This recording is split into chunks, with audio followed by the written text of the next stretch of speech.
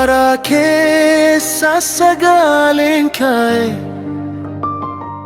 qalbii sabaa keessaa fakkaa'e. Jecha jaalalaa fi dhugaa qabaatte, akka ifa baariin waame. Yaadannoo kee keessa jira, sirbii kee har'a illee dhaga'ama. Sagaaleen ati nuuf laatte, yeroo hundaa nu jajjabeessa. Haa kaaluu yaadannoo keenya, maqaan kee qalbii keessa jira.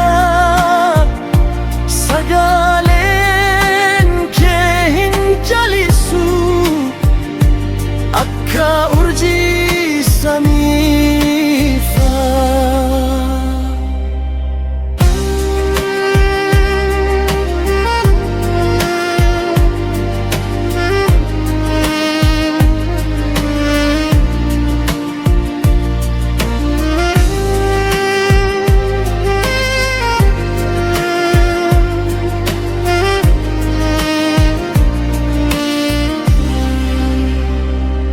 Artiin kee seenaa hima,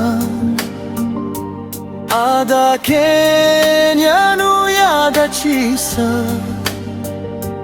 Garaan namaa yeroo dhaga'u,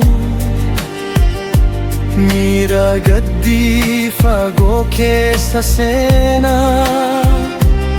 Biyyaaf, sabaaf, namaaf jaalala keessa faarfatte, har'a illee dhaaluun ni dhaga'a. Waan ati nuuf dabarsite,